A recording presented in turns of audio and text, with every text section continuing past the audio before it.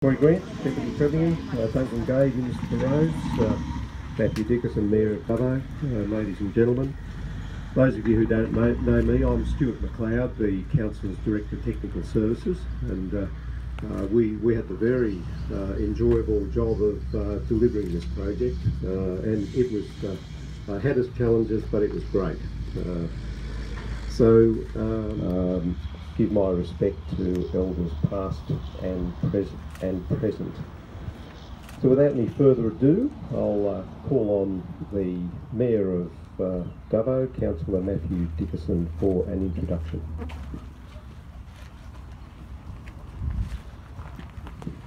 Thanks, Stuart. So welcome to the Minister Duncan Gay for the second time today. It's great to see you here in the city, and you keep coming on and giving positive news. And of course to our Deputy Premier, Troy Grant, thanks for coming along as well. It's always great to see you involved in lots of things around our city. And of course to our General Manager, Mark Riley. Many will be familiar with the work that's occurred here. Before we had this rail deviation, trucks that would come along the Newell or would come in from western areas of Dubbo would have to travel an extra 6.4 kilometres. When I say trucks, sorry, trucks larger than 19 metres would have to travel an extra 6.4 kilometres around through Purvis Lane and Yarrandale Road and back into some major areas such as the Dubbo Regional Livestock Market and of course Fletcher's Intermodal and Fletcher's Abattoirs. Now 6.4 kilometres might not sound like a huge amount, but that added approximately 1.2 million to the overall cost, the transport cost. So when you talk to someone like Roger Fletcher down the front here, that $1.2 million starts to become significant in transport costs because you're trying to make transport as efficient as possible. So this was a project back when Troy first decided to run for state government back in 2011. There was an election promise back then because there were a lot of options looked at as to how to solve the problem for larger trucks to be able to get into this important area. This was the preferred option. It seemed like a large project, but still better than any of the other projects at the time. So Troy made that election promise, and thank you, Troy, for that. It's great to see election promises come to fruition, and that so many of your election promises have come to fruition already, and we're seeing more and more flow through all the time.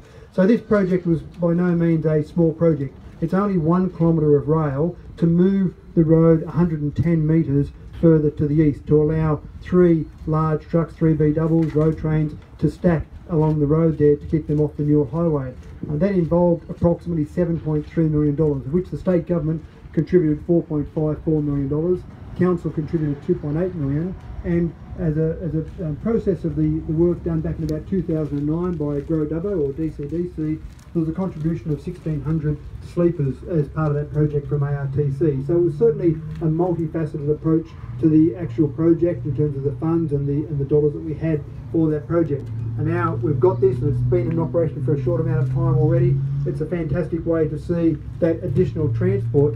And when you start to think about the transport task here, you've got 1.346 million sheep are sold or were sold in our sale yards last year. 300,526 cattle went through there, and I'd be scared to think of the number of sheep that went through Rogers abattoirs in addition to that. So you can imagine the number of trucks that had to go around that loop that are now able to go straight up through to the sale yards and through to the intermodal and Fletcher's abattoirs.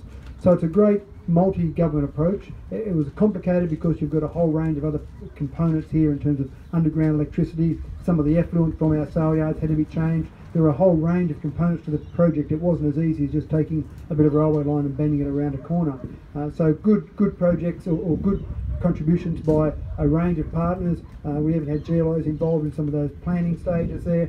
So good local businesses involved, state government, local government, good contributions by all of those to end up with what we've got here today. So thank you to all of those partners, all of those people involved. It goes back, as I say, even before Troy made that promise back to 2009 when this was initially talked about, and Roger might even tell me it goes back earlier than that, but 15 years ago, but it goes back to 2000 when I was still in Mappy.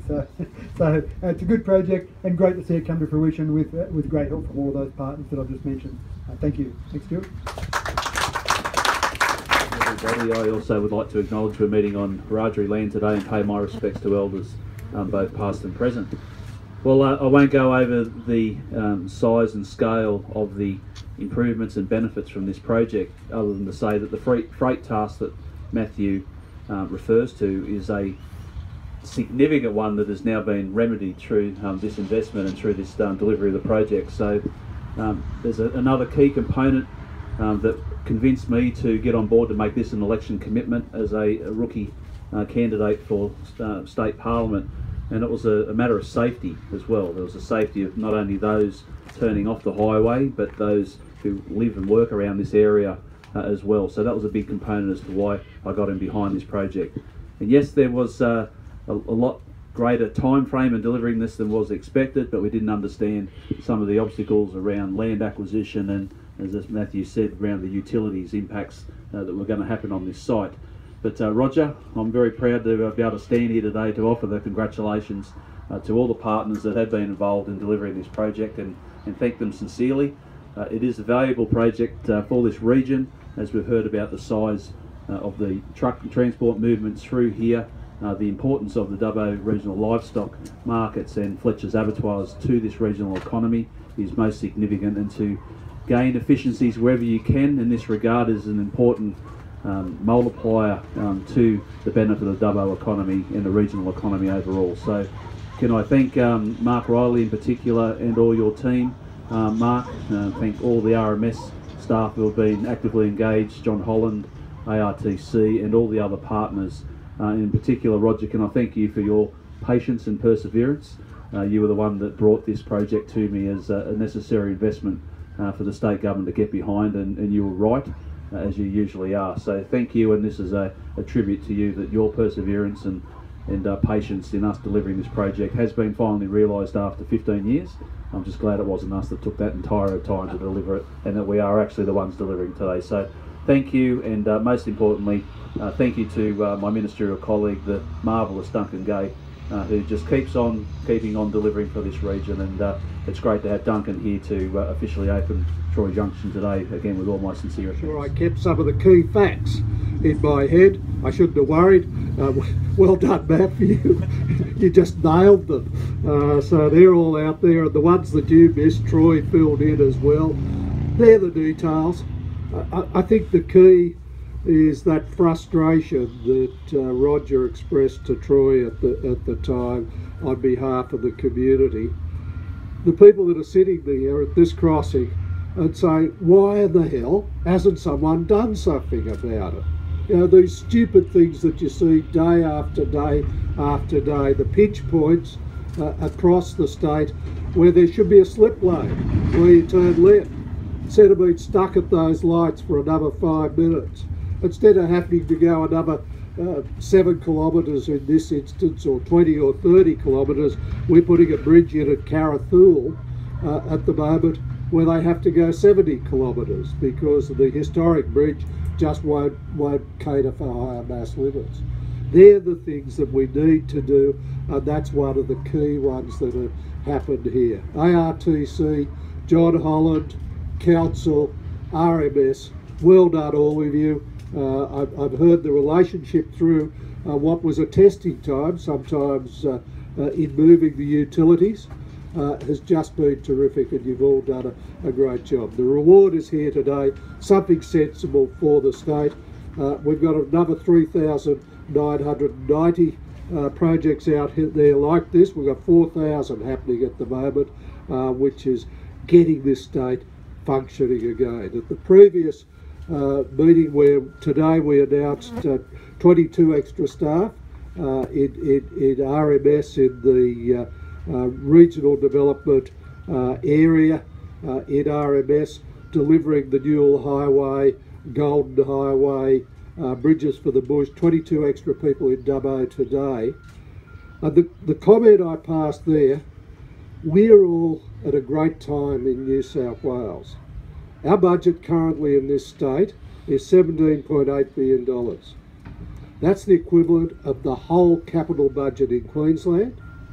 It's the equivalent of the roads budget of Queensland, plus the roads budget of Victoria, plus the roads budget of South Australia, plus the roads budget of the ACT, all the socialist states, together. So that's the sort of thing that's happening here at the moment, and you're part of it. You helped us get there, you helped us liberate this money to put back into the regions to generate the jobs. And it's not just the billions that we're doing, This is a $5 million project, and it's probably one of the best $5 million that you'll spend anywhere in the benefit cost ratio that we'll get out of it, in creating extra jobs, making the jobs that are here more efficient. It's one thing to bring others in, it's another thing to help the businesses that we've already got in the regions become more efficient, and that's what this one does. So well done to all of you, well done to the wise heads of 15 years ago. It's a pity it took 15 years, but it's done now, and good on you, and we all declare it open, even though it's working.